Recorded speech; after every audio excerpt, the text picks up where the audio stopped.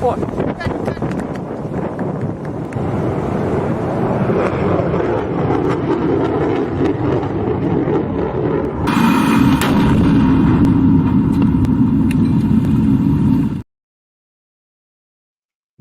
Good evening and welcome to गना shot. गना shot में आप सबका स्वागत है। Today we're going to discuss about the Russia-North Korea deal and what does it hold for all concerned. But most importantly, what does it hold for China? And China looks like as if it's been jilted by this deal. Well, let me just explain. You know, पिछले एक डेढ़ महीने में ये सोच था कि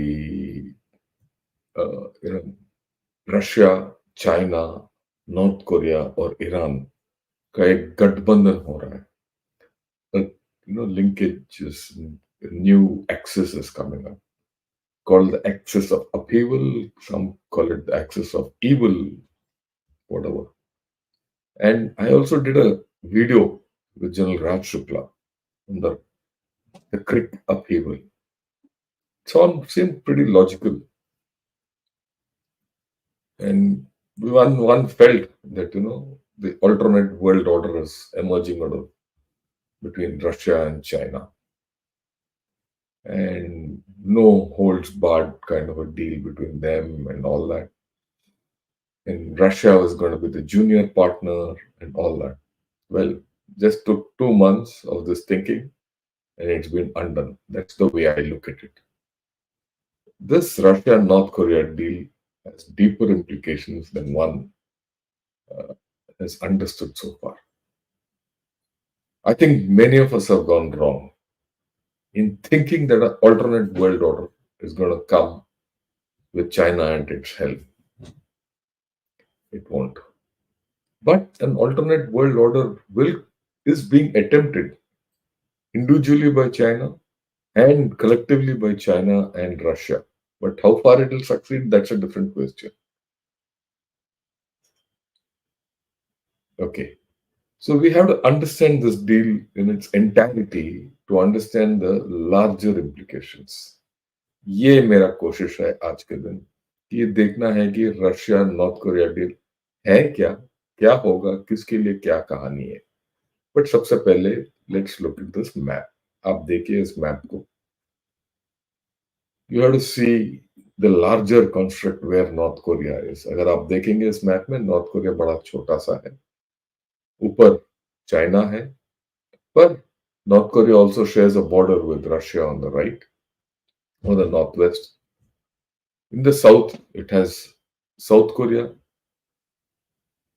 which is in a state of armistice. इनका लड़ाई खत्म नहीं हुआ है, पीस डील नहीं हुआ, it's armistice, right? स्थगित है लड़ाई along the 30th parallel, and it has a maritime boundary, North Korea with Japan. अगर आप देखा जाए तो चाइना और रशिया के साथ नॉर्थ कोरिया के संबंध अच्छे हैं, साउथ कोरिया और जापान के साथ नॉर्थ कोरिया के संबंध अच्छे नहीं है। जब तक हम इस नॉर्थ कोरिया के बारे में नहीं समझेंगे, ये पूरा कहानी अधूरा ही रहेगा। तो I'll spend a few minutes on North Korea. अब नजदीक देखिए। So to see, if you see North Korea, to the northwestern border is Vladivostok, and the northern border of North Korea is completely China. It runs along the Yalu River. Okay. The interesting part, let me go to the previous map, is that if you see the Chinese boundary, it doesn't have access to the Sea of Japan. China yearns to get access, free access to the Sea of Japan. जिस दिन China का access होगा to the Sea of Japan, और अगर if it can get Vladivostok, China will be a superpower. I have no doubts about it. But then that's a different story. So, China is hemmed in, and China has to depend a lot on North Korea. Now, go into the details of North Korea a little bit. Okay, from it, North Korea came into existence in 1948. The first ruler or dictator was Kim Il Sung. Now, his son Kim Jong Il became the second dictator, and Kim Jong Un, who's the third now country, is the third dictator of Korea. So, in a way, Korea is the first constitutional, or rather, the communist monarchy of the world. Unprecedented. The first communist monarchy of the world. Right, be that as it may. What does it mean to China? Let's understand the geography because later on we'll, of course, get back to it. In 1944, at the end of the Second World War, the communists, two things were happening. The world was settling into a bipolar world, and the communist movement was strong, and the communists were strong in Russia, USSR, and they were spreading their message world over. China had not yet got established.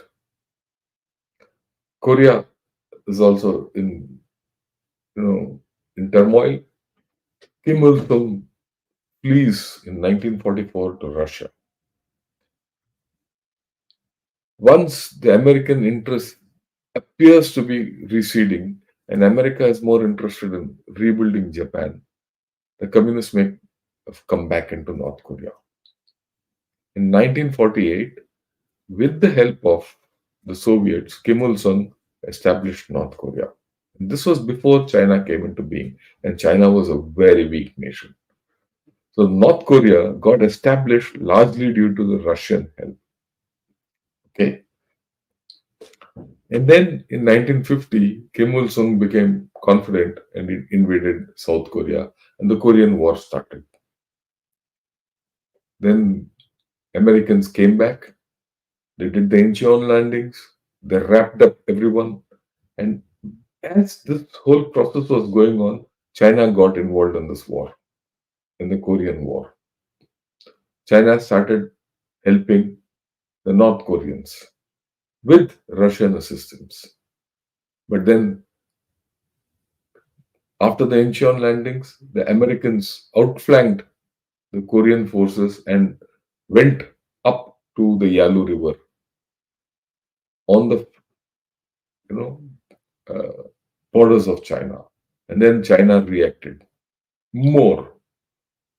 The Americans got overstretched, and the Americans were driven back, and the South Americans and the South Koreans were driven back to the 30th battle.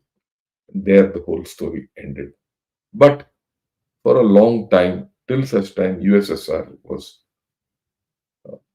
in operation, it was USSR which held the cards, and North Korea USSR relations were excellent. And in those days, USSR was helping China also. But as the Cold War ended, USSR collapsed, North Korea went into a limbo. This was the time around, you know, towards the fag end of Kim Il sung's dictatorship and when Kim Jong il was to take over. And slowly, North Korea's dependency went on to China. But the, the North Korean relationship with USSR and Russia never withered away. Okay. But then 90s to 2000, you see till about 2004, 2010, till Putin came into being in 2005, until he took over USSR, Russia.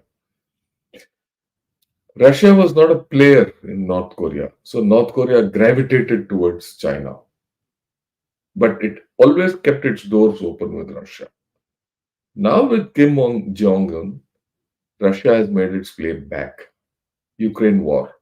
Ukraine war happens, it continues. Russia cannot get, uh, weapons and ammunition from anywhere. So it turns back to North Korea and they have a deal.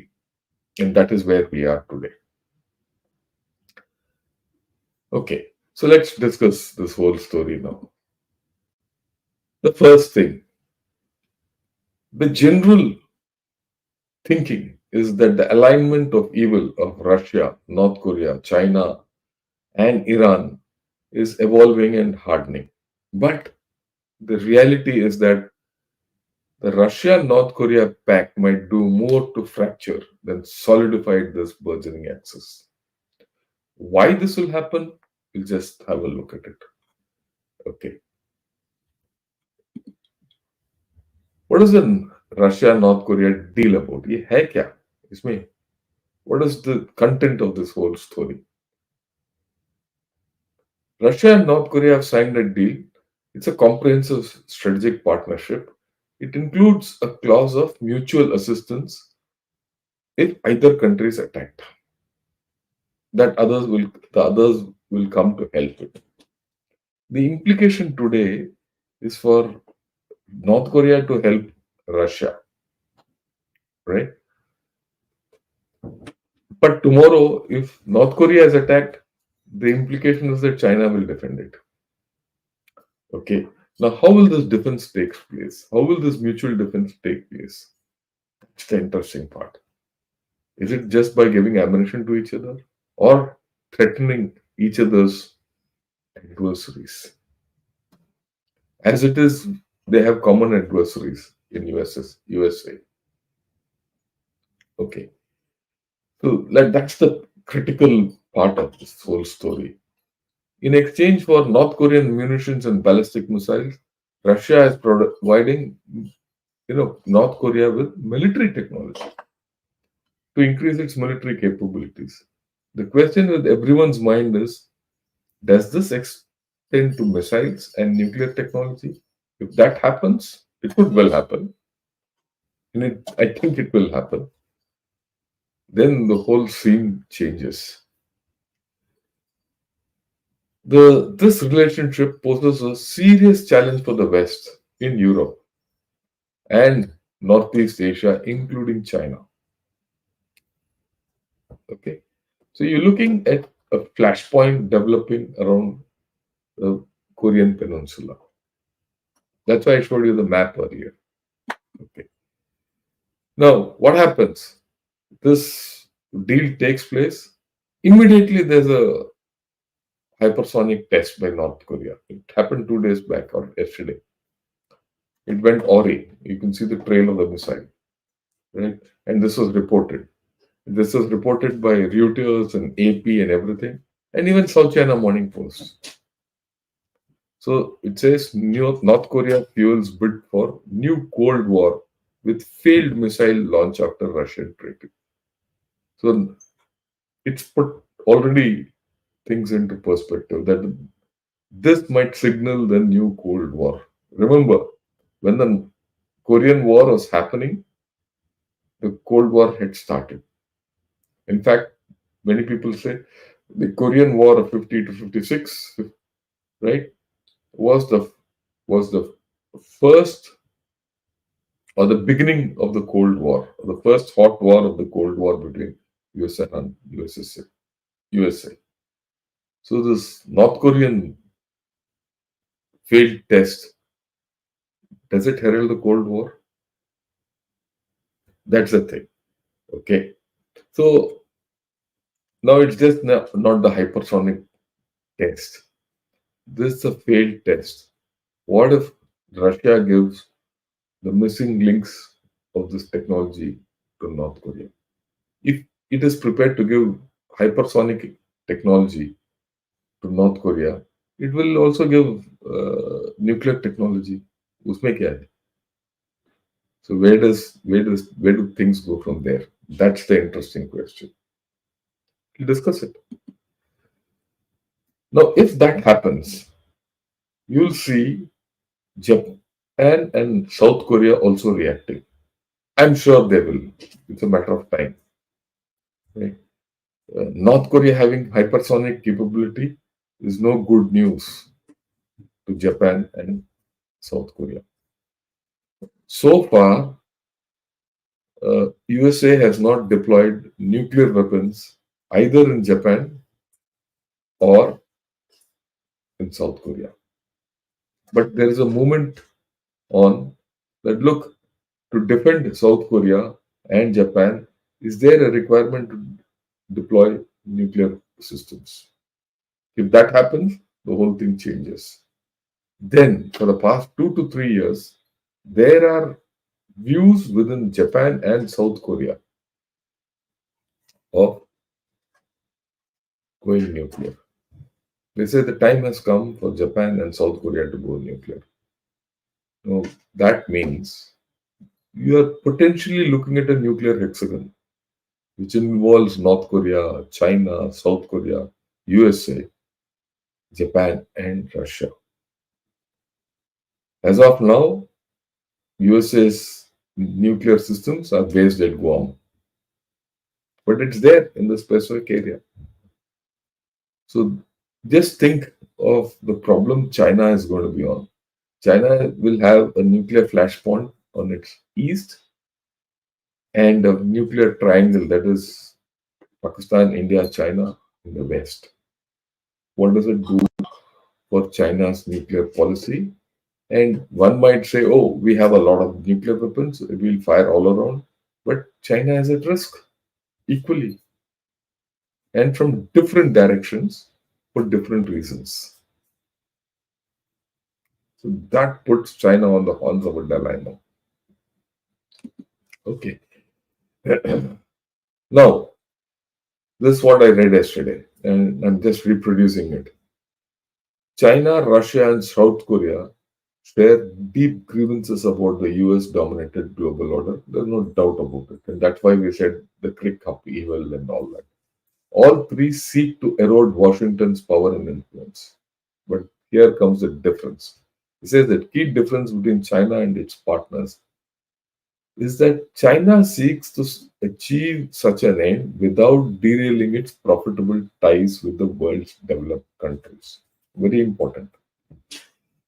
If China does not have good relations with the West, its economy will collapse. And I'll talk of that tomorrow. I'll talk of the maze in which China is tomorrow, because its property and the EV sector both are failing. And I'm talking sitting in USA, uh, having interacted with a few people about the Chinese EVs and what it means. But that's tomorrow. At this point of time, that is a danger. China cannot afford to antagonize the West beyond a point. Russia, anyway, is out of the West. It's sanctioned by the West. And North Korea is isolated. उनके लिए तो कुछ है ही नहीं from the West. So they can take actions the way they want. China can't. And China is hemmed in. So China is now facing a nuclear issue and it's also facing its economic issue because of this deal. The first reaction out of this deal is that hypersonic missile. So interesting. Okay. What is China's nightmare scenario? What if tomorrow all this leads to reunification of Korea? Then USA will come and sit on Yalu. It isn't China's interest to ensure that Korea does not reunite. It does. If something like what happened, like German unification happens, right? Then there's a problem for uh, China. That's a nightmare scenario. And if the Koreans go to war once again, then trouble is on your borders. As it is, China is stretched with Philippines, whatever going on there. Taiwan is going farther away from them, and India is troubling them. And I'll talk of that India China relations on Friday with Sri Ayarji on P Gurus. And if Korea's go to war, China's had it. It's going to be completely military stretched, overstretched. Okay. Now let's look at the whole story from the North Korean viewpoint. first and foremost. This deal frees North Korea from the Chinese apron strings. Dur. Okay, it gives space to North Korea to do what it wants, and that doesn't suit China. It doesn't suit USA. It doesn't suit Japan. It doesn't suit South Korea. It can develop nuclear missile capabilities with Russian help. The thing is, so far there is a question mark on the North Korean missile capabilities, especially hypersonics and their accuracies, and a lot of failures. Not only nuclear missiles, it can go into space. Already they've done some space exploration. I think they put one satellite up, and the Chinese are not happy about it because the first satellite will take care of the area around you. And if the area around you is taken care of, that means China is under, a hostile gaze. That was not very interesting. Okay. Then North Korea and Pakistan have an old relationship, which can now be facilitated by Russia instead of China. After all, Russia is making overtures to Pakistan also. So China need not be the link between North Korea and Pakistan. It can be through Russia. Okay. Now, North Korea has already also made overtures to Iran. Iran and North Korea. Why? Iran wants to hedge against China. They Everyone thinks Iran or China का गठबंधन हो गया. No, that's not so easy. Iran also is a very smart player. It will not put its hand completely into the Chinese bag. And North Korea has reservations of South Korea and Japan and China holding trilateral summits, which they've held. Because China, if it goes antagonistic with South Korea and Japan, it'll, after all, these chaps are part of the West, its economic ties will fray. If that happens, there's problem for China. So they're holding trilateral summits to see how to balance between the economy and adversity and animosity between them. North Korea is not happy. So if someone thinks North Korea and China are happy with each other, no. And now that North Korea has got a way out with Russia, it will, it gets more independence from China. And why will not North Korea have good relations with Russia at this point of time? For a cash-strapped, isolated country, sale of ammunition is a big boon. It's a very big boon. Okay, right? I can't, but take this. Yeah, Jayant Kashyap's comment of communist monarchy. Don't you think so, Jayant? That for the past 75 years, you have three guys, father, son, and grandson, ruling North Korea, and it is now, without doubt, a communist monarchy. Have you seen an equivalent of this anywhere in the world? No, but that's how it is. And I'm glad you found it funny, but it's a reality. Okay, but that's not the case. But I thought I must highlight it to everyone. So fine. So that's the North Korean take. North Korea is very happy with this entire story. Okay. Now let's look at Russia. Russia will welcome a North Korean provocation on the Korean Peninsula. If North Korea becomes provocative, it forces USA to focus this side and focus away from Ukraine. It eases its own condition. Plus, it gets ammunition, right? It gets a source of ammunition and missiles because China will not give, China can't give. The moment the Russia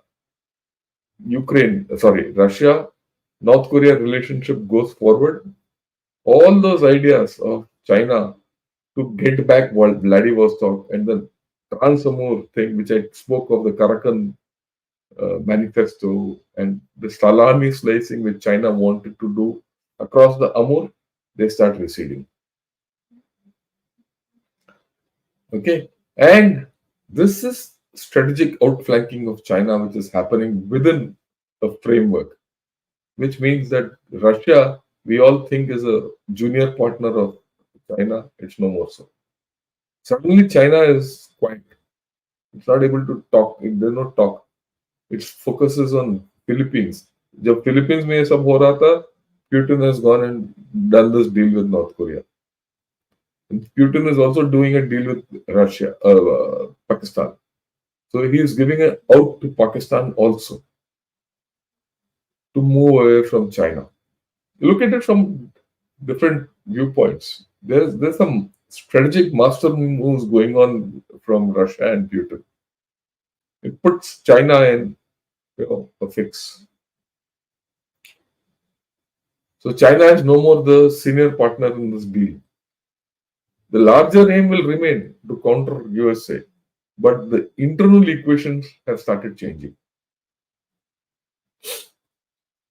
And China can't protest against Russia because it needs Russia to counter USA.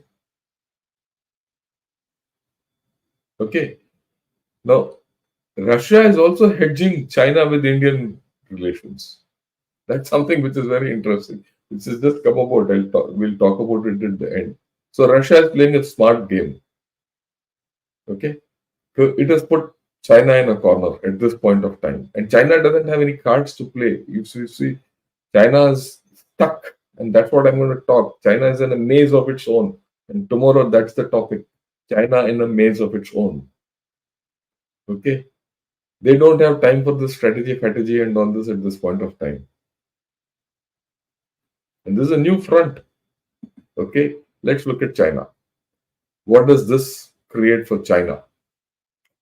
Okay. Tomorrow I'm going to talk of China in a maze, largely their economy and things like that. But today we'll talk of the geostrategy here itself and finish it off. It's a new uncertainty for China.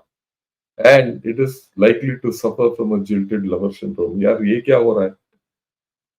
कल तक तो ये हमारा I was in bed with this North Korean, and all of a sudden it's jumped ship and gone to Russia. So there's a jilted lover syndrome going on.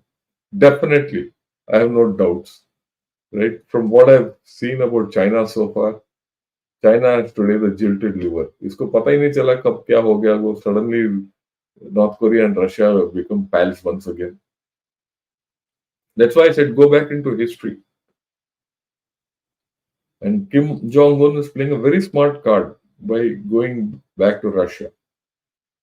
So there's a new problem on its eastern borders, which you might dismiss it away, but it's there. Okay, collusion between Russia and North Korea was never favorable for China historically. Okay, tensions in the North Korean peninsula undermines Chinese security. It upends its three principles by which it's been operating: no war, no instability, and no nukes. All three are upended by this whole story. Okay. If North Korea wants to fire a hypersonic missile, whichever, whether it's a ballistic hypersonic or a cruise missile or a glide bomb, I mean, that is irrespective. Tomorrow it will put a nuclear warhead on it. The moment that happens, instability comes in. And North Korea is an important buffer zone against encirclement by USA. I told you, if USA sits on Yalu, it's a nightmare scenario. At the same time, Russia is important to counter the US-led world order. Now, US response to North Korea's growing nuclear and missile capabilities increases military cooperation with South Korea and Japan. Russia wants this focus, instability in the North Korean peninsula, so that USA focuses its energies here away from Ukraine. China wants exactly the opposite. Instability here will focus US attention on the Korean peninsula away from Ukraine. And the moment that happens, the focus comes to China. away from Ukraine. So China wants China wants USA to focus on Ukraine and Gaza. Russia wants USA to focus on Korea. So there's a tug of war going to happen. Ultimately, they might end up both losing. That's well on the cards. Okay. The only thing here is, I might tell you, Russia is already looking at the out with India, but China doesn't have an out. It doesn't have an exit from this mess which is coming. Okay. China seeks improving relations with South Korea and Japan to reduce frictions and counterbalance US influence. Whatever happens in North Korea upsets this story. So the trilateral between China, South Korea, and Japan will get negated. So China's economy is back at risk. This whole story puts Chinese economy at risk, its strategic value at risk. And then, of course, for China, like I said, South Korea and Japan might go nuclear, and the nuclear hexagon will be a reality. China could be drawn into a crisis or even a full blown war on the Korean Peninsula that it has no interest in fighting with long lasting aftermaths. I must explain this long lasting aftermath. For a long time after the Korean War 50s, China was in trouble. China was not prepared to go for a war anywhere outside China. The revolution had just finished. 49, right? It had just become an independent country, and a communist country, right? And it had barely got recognition. It was drawn into the Korean War. For the next 7 years, it was fighting the Korean War. And 56, the war ended. Hostilities ended, but the conflict continued. And China got sucked into this without uh, its own interest. I won't say interest. It was not interested in fighting this war. Even then, there was a feeling in China that Russia pulled the plug at the right time and put China into war with USA as part of an indirect war as the Cold War game. What will China's state be if it gets into that kind of a thing today? That's something one has to understand. So it does not want to get involved in a crisis or a full blown war. Important. Okay, China wants to move up the technology and innovation ladder and accelerate its military modernization, which Beijing perceives as essential for compelling unification with Taiwan. Anything happening on the Korean Peninsula diverts China away from its main thing called Taiwan. After all, 19th Party Congress, 20th Party Congress, everything, China spoke of Taiwan. ये तो नया कहानी शुरू हो गया. Okay? Neither Russia nor North Korea has promising economic prospects. Okay. This is another interesting thing. Look, relationship with North Korea and Russia or China is strategic in nature. It's not economic. There's a limit. After all, what is the value of the Russian economy or the North Korean economy to support China? It can't. उनके लिए तो कुछ फर्क नहीं पड़ता. किसी से लड़ लो. Now China cannot get away from the Russian oil also. It got some dependency on the Russian gas and oil. So China is stuck with Russia. But trade has reached its plateau there. If China has to recover economically, it has to go to the West. So this entire development which has happened goes against China completely. They're not talking. And probably not many people have analyzed it this way, the way I'm analyzing it. I see strands of this. I read through the past 3-4 days. did a bit of research. Brookings said something of this. Atlantic Council spoke something of this, but not in a consolidated manner. I put it together holistically too, right? Okay.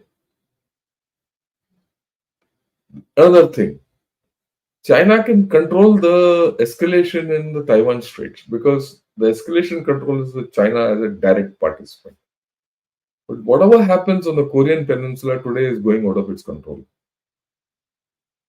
because it will have no direct say over what Russia and North Korea do. They have now a mutual defense treaty, so they'll do what they want. Of course, China will have its thing, but it's going to get eroded. Okay, it can't say the same for Russian-backed North Korean adventurism.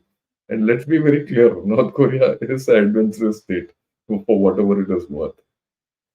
Now, look at it the larger picture. Pakistan and North Korea going out of control deprives China of its two main allies. अगर दो ally हैं China का, it's Pakistan and north Korea. अब पाकिस्तान के साथ क्या हो रहा है? China is saying, वो go and get after all those militants and अज़म इस्तिकान शुरू हो रहा है. उसके बारे में बाद में बात करेंगे. In KP, already there is an internal problem in Pakistan about it. Now, when Pakistan will run towards Russia and USA to get out from China. So Pakistan will not be in control of China in days to come, and Gwadar is going farther away. You want a naval base in a hostile country like Pakistan? China has to rethink. North Korea going out of control, then where does it leave China strategically? Economically and strategically, where does it leave China? Potentially, I have no doubt there's a new front opening up on its northern border. Putin and Russia are far too smart for what you salami slicing which China is attempting. Is there a lesson for us? There is. How do you manipulate China out of the whole equation? Is the issue at hand. There's a lot of value in what Russia is doing. And mind you, this is a good development for us. I'll come to it. What about South Korea and Japan? What is the skin in the game for them? South Korea and Japan see this treaty as a direct security threat. They are concerned about North Korea's nuclear program and its military strength, as it is even now. But with this thing, it will become worse. The Russian security umbrella will add to these concerns. That's what I just said. Now, that means both will strengthen their defenses and rethink their security policies. Already within South Korea and Japan, there is a people's movement that they should be Atmanirbhar like India, even nuclear. So, if that happens, the whole situation in the Asia Pacific context has to change. And suddenly you'll find that China has to focus a lot of more attention that side and forget about even Philippines. So China is going to get overstretched. Okay, right. Interestingly, South Korea convened an emergency meeting of its National Security Council in response to this deal and said it will now consider sending arms to Ukraine. So far, that has not happened. So, everyone was saying that, look, it's only USA which has to arm Ukraine, and Europe was ambivalent of giving, military logistics beyond a point. But now you have a new entrant. It says, okay, to sort out Russia, we'll give arms. We will, and they would be having old ammunition. After all, if they have old ammunition, why will they not give it to Russia or rather to Ukraine? They'll give everything to Ukraine, and they'll reproduce and this thing. So now Russia has got a problem. So dynamics are changing. Okay, and Okay, what else?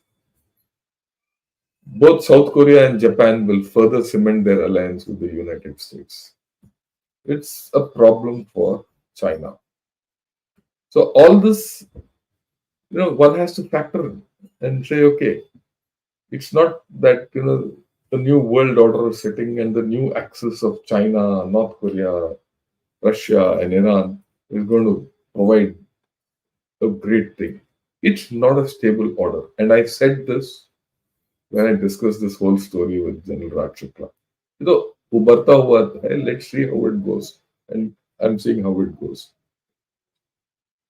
Okay, then what's India's stake in this whole story? Very interesting now. So what happens? Look at this. Russia has approved the draft logistics agreement to be signed with India, and this is expected to be signed when our Prime Minister goes in the first week of July to Russia. And this logistics agreement was on for a long time. Russia had never agreed to it, or rather, it remained in draft form.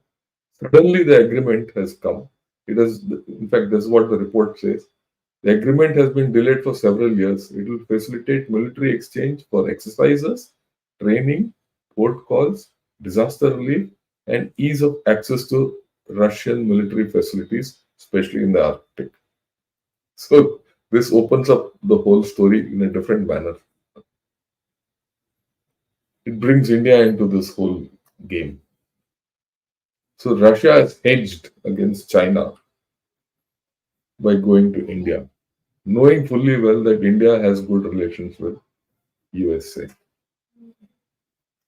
So it's a dynamic situation. That's why I keep saying India is the new global balancer. Russia is using India as a balancing force now. Okay. We need to be alive to this. So let's look at the Indian angle. India has good relations with everyone in this whole story except China, including North Korea. That's surprising. But we have very good relations with North Korea to the extent feasible. It's a good development for India. It reinforces the role of India as the global balancer. When a new front opens up against China, it's good news for us. China has stretched in a different direction. And now the PM is going to visit Russia. What does it do? It strengthens Russia India equation. But interestingly, when does this happen? They're going to be port calls. I mean, let's look at the logistics agreement uh, gets signed. It facilitates military assistance, port calls, logistics, everything. Plus, it gives you an entry into North to the Arctic Circle, which neither USA nor China was prepared to give you, but Russia will give you. So for us, it opens up a avenue. And then, if you see off late, USA is saying, about religion and minorities and Pannu and Nijjar case and all that nonsense. USA will have to rethink. USA will have to start rethinking on real politics. What's the real politic? India has its options, and India must play its cards well. Right? The value of the India-Russia equation goes up a notch. Is it time for us to reach out to North Korea also? Real politics demands so. Is it time for us to reach into Myanmar? Again, we need to. But then Myanmar is a different problem because we've messed up Manipur. So we have to rethink this whole story. How do we handle Pakistan? But that all these are new things, a new story is opening up for which we have to be alive. The common thinking is what people talk or new access, but I don't believe in that. I'm a contra thinker in this. Today, I very clearly see China as the jilted lover. Okay, and North Korea has jumped into another bed with Russia. Right. I hope you people have enjoyed this analysis, different analysis. If you like this, please press the like button. If you also don't mind, if you're the first time user, subscribe to Gunner Shot and also tell your friends to join in. You're going to make it more interesting. Before I take on a few questions, yesterday, like I told you, these days I'm in USA. I'll be here for a couple of weeks more before I get back and resume normal service from India. But yesterday I went to an amusement park called Great America in the place called Santa Clara. And there I was looking around with my grandson and I bumped across someone. He said, Sir, you look familiar. I said, Yeah, do I? He said, Yeah, don't you come on YouTube? I said, Yeah, I have a channel called Karnat Shah. He says, Yeah, don't you come on Jaipur Dialogues? I said, Yeah, I do come on Jaipur Dialogues. I saw you there. And he shook my hand and I felt so happy. Yeah, in USA also people do recognize me. I'm grateful to all of you. Uh, my aim is to bring different facets of strategic thinking to all of you. So if you like, join in. And if those in USA want a different time for a live show, just ping me in or put it in your comments or something, and I'll hold it separately. Maybe in the evening when you guys are relaxing, right? And make it sure that in India it's breakfast time. We'll have that in breakfast time there. So you can have Gunner Shot during your breakfast time live and dinner time or after dinner time in USA. If you want that switch, I'm prepared to do it. Say even from today evening. But give me the feedback. Okay. With this, I'll take a few questions. Yeah, Chetan Jain says, I was thinking the same. Thank you for thinking like what I said. Uh, Jack in and out of the box. No, I'll not take. Seems you have a side cold. No, I don't have a cold. No, I'm absolutely fine. Hi, Mashruwala. Thanks for coming back live after a long time. So happy to have you on the show. Okay, in view of the geopolitical progression, is it plausible that this alignment of evil is a Western creation and narrative, as there are more reasons for conflict than friendship? Your views.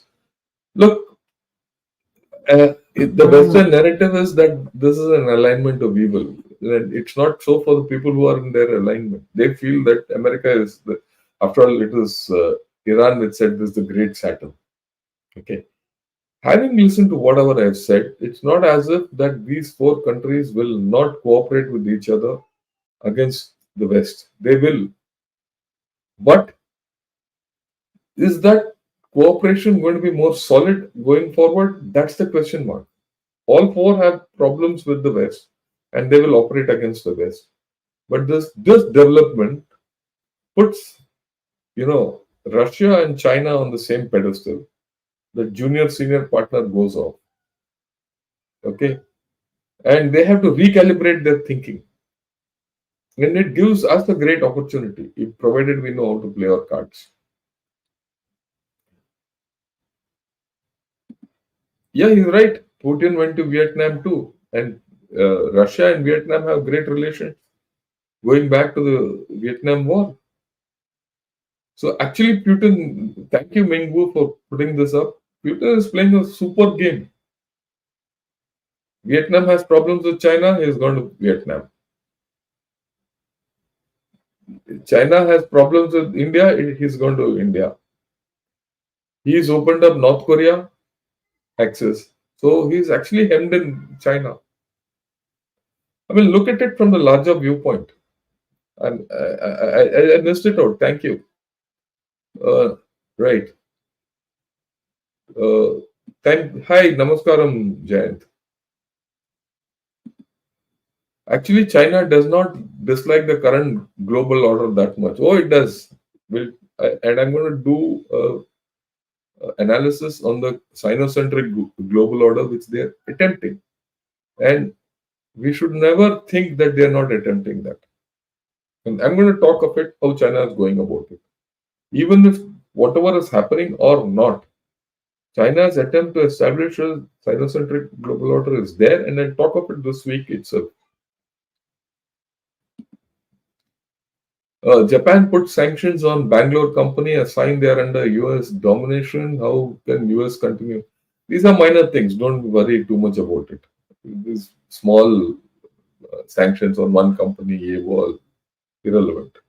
Look at the larger picture. Okay, the larger picture is yeah, interesting. I almost missed this development. Yeah, that's why what you get in Gunnershot is completely different thinking. And all my thinking is pro India.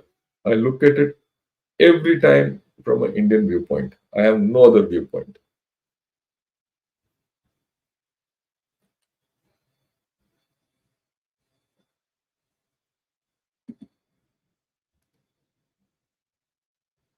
Yeah, I don't mean to snitch, but a Chinese person from a company on my WhatsApp was behaving strange. Yeah, that's interesting. Okay. DPRK has been supplying ammunition to Russia, serving its shortfall. Is shoring up this supply line the reason for? Yes, that's just one of the bricks of the whole story. So now, Putin has got a ammunition lifeline, and he's created enough discord in this area for USA to focus on and China to also be on the back foot. He's actually it's a triple whammy here for Putin. Yeah, he says podcaster is wrong on its report. China cannot be involved in Russian, North Korean, and Vietnam negotiation on nuclear unless she wants to be Russia proxy war. Look, I don't know what you're talking of, but you can have your views. I have no problem. Korea discussing it with China without discussing it with China? Definitely. Let's not have any doubts. Yeah. Is China the main reason why Russia India China partnership can never fructify and project itself as a viable balancer to the West? Because at their very core, the Chinese can't be trusted. Look, this whole story of China, India, Russia is out. RIC is out. China cannot stomach India anymore. We should be very clear about that. Okay. China sees India as a competitor and a threat in every facet of its strategic existence. So to think that this RIC will be a global balancer, forget it. What's stopping West from going on an offensive against China? They're pulling out money from China and looking to diversify in general. When they still try, why then still try to keep China as a partner? This is happening. It's going to happen over a period of time. It's not going to happen immediately. The West has overinvested in China. And that is why they still say China is growing and all that. But actually, it is not. Because if they say China is not growing and all that, their stocks will collapse and they will lose. Investors in the West will lose. The Europeans are very heavily over leveraged into China. Okay. So they can't go too much on an offensive against China. But over a period of time, de-risking, decoupling will continue.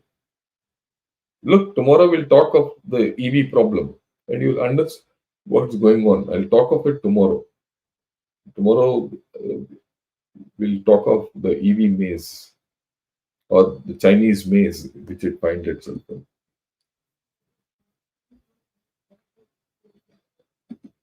Yeah, it's quite apparent that in the present China stands on a feet of clay. Their military strength is but conjecture.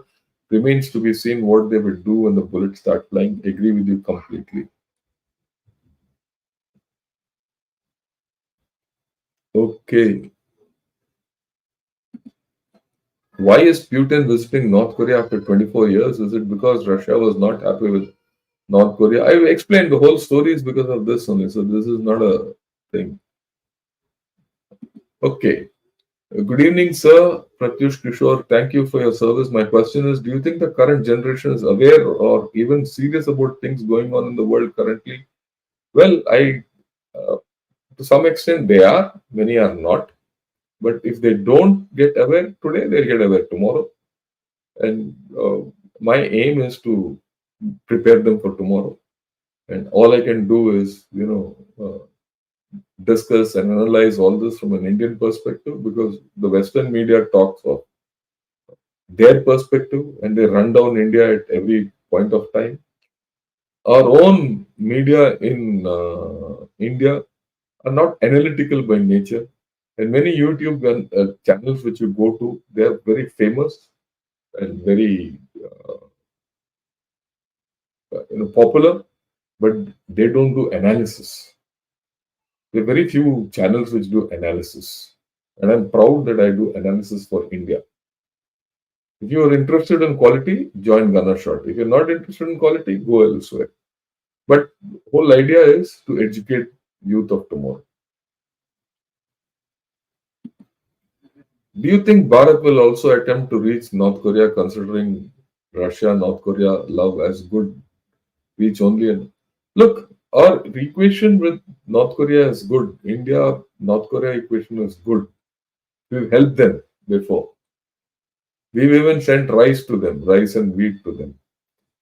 So we need to build. That's what I said towards the end of my talk. We need to build our equations with North Korea. Okay. North Korea is really going to send its troop to fight in Ukraine for Russia? Might. Who knows? That's the report which has come out today morning. I just read it before I started this podcast. So who knows how things will change? Let's see. Okay. And they might send just a small lot, a few guys, maybe a company or a battalion or something. But it's big strategic news. That's the point. Very good analysis, different perspective. That's the whole idea. Strategic analysis has to be seen from different perspectives. If you don't see it from different perspectives, you're losing. You don't get the true picture. 360 degrees. We talk of 360-degree view. We must get that. Okay. So, given the acrimonious relationship between the West and Russia, what would be the implication be on our relation with the West on account of the logistics with Russia? How can Bharat navigate uncertainty? There's no problem. There's no duality in this whole story. Okay. We're going to have the trajectory of the Russia-India relationship the way it wants, the way it suits our interest. The West can take it or lump it. There's a clear understanding in USA that they have no choice. In fact, I'll put it the other way around. USA has no choice but to depend on India to handle China. USA cannot handle China without India. I've been talking. Okay. And India cannot depend on USA alone. We need to have our hedging. And our hedging is Russia, which has been with us from a long time. So this is a game which we have to play. And big boys play big games. Understand that. Yeah. India has good relations with all and has problems with China, but very good trade with them. It's not very good trade, Arunachal. It is a trade by uh, default to a large extent and constrained. We are constrained. I think there is a effort by people in the government to reduce this trade. But have they been successful as it? No. Will they be successful tomorrow? I think so. Are the trade relations good? No. And that's what I'm going to discuss on Friday with Sri Iyer. Come over. I'll give it out. That will also be around 9 o'clock or 9:30 in the evening Indian time because that's a slot we have decided between the two of us. Friday. And you ask me this question, I'll take it on then. Okay, China do not allow internet to its citizens like North Korea, but interestingly, China is pushing a lot of AI companies for business across. Asia, do you see a design in it? Yes, there is a design. Definitely, there is a design economically and there is a design strategically. There's no doubt. Okay. But the thing about AI, which I get in Silicon Valley after interacting with people, is that AI is going through a cycle, right? And that cycle will go out after the next 4 5 years and it will stabilize. ये जो जितना हलचल हो रहा है ना, AI will stabilize in the next 3 4 years. You see it, watch it, and then we'll talk of it 3 4 years if I'm still doing this podcast. Yeah, your views on US delegation recent meeting with Dalai Lama. I spoke of it completely with the last episode with Shreya. Have a look at it. It's there, right?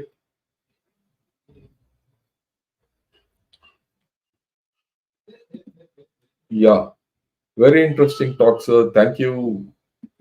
India is in a league of countries who can war with each other for mutual destruction. I don't think there's going to be such a war of mutual destruction and all that. People today are far more stable that that mutual destruction won't happen.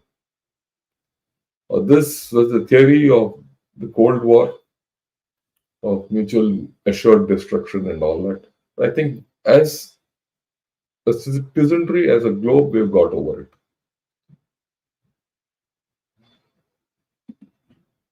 Yeah. Sir, retired General Yash Moore was making fun of Riyasi victims. Why no one from veteran community called them out? I don't know what Yash Moore spoke. It's his choice, whatever he spoke.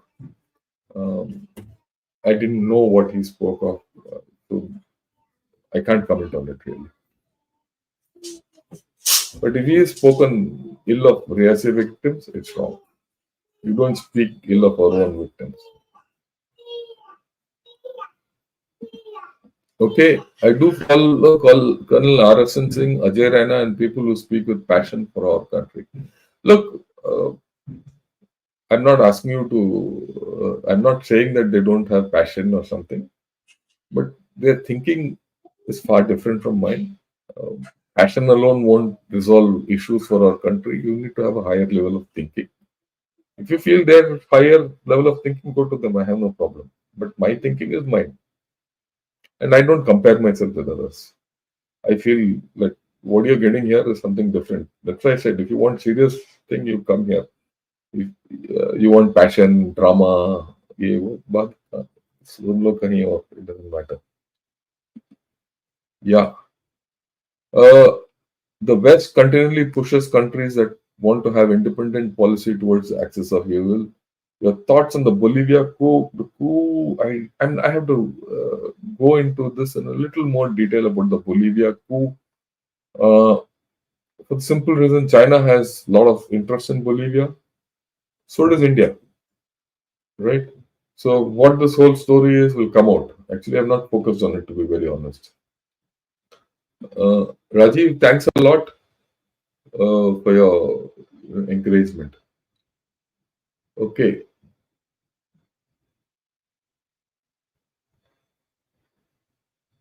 Okay, again, Ravi, he was making fun of Riyasi terror victims, making fun of Hindu religion and the pilgrims. It all.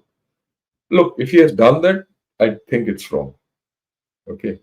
As far as I'm concerned, we need to understand any victim of terror is a victim of terror, irrespective of the religion. Okay. And I didn't see his podcast, so I wouldn't like to comment on it. But the way you have repeatedly put up this question, I feel that you are hurt. And all I can say is I'll apologize on his behalf.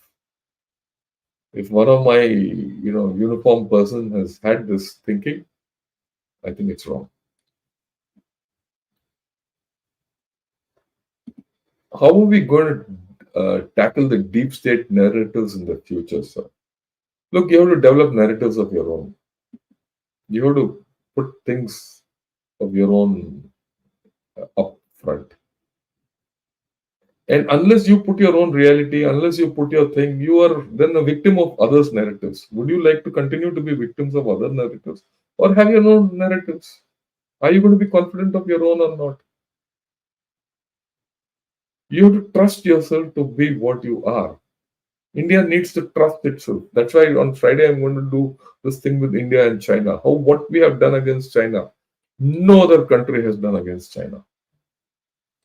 Okay. Yeah, Manoj has again put this question. Japan put sanctions on Bangalore company. They are under US domination. How can US continue dominating if they go nuclear? Couldn't they become more independent like France or even India? Look, these are things which need a little more time to think and answer. Don't jump into the story just because they put one sanction.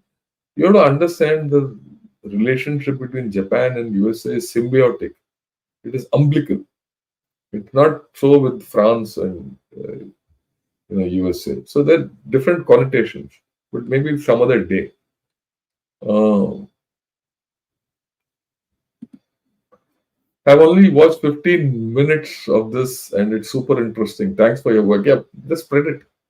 And tomorrow, like I said, I'm going to bring out something very interesting about EVs. I'm going to talk something interesting about the property and the maze in which China is something different. And that difference came after I came to USA and interacted with people and my experience on the road. And I'll explain it to you tomorrow. Uh, why would you apologize? You do no wrong. What kind of weak?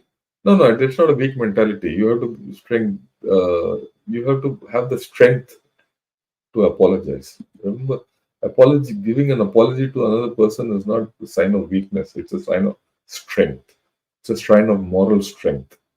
It, very few people have the capability of saying, I'm wrong, or my friend is wrong, or if he has said it, I don't know. It's your word against his at this point of time.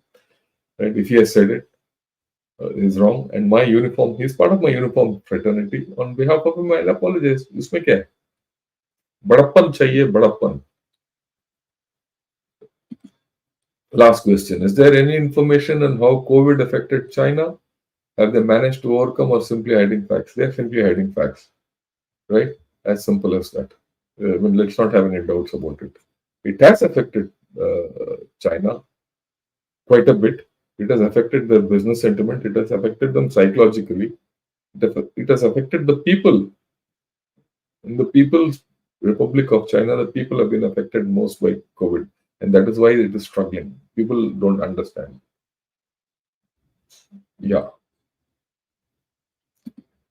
Yeah, my apologies, sir. I didn't mean to compare you with others, but I'm beginning to learn about geopolitics. Yeah, you must. All the best to you. And, you know, you must take all inputs from everyone. There's no problem. But my thinking is different from others. Where I do a lot of homework, I do a lot of study before I talk. One thing I'm very clear is, and I never put a wrong fact forward. Mine is based on facts. It's a fact-based analysis which I do. Right. Okay. That's the end of the whole story for today. Thanks.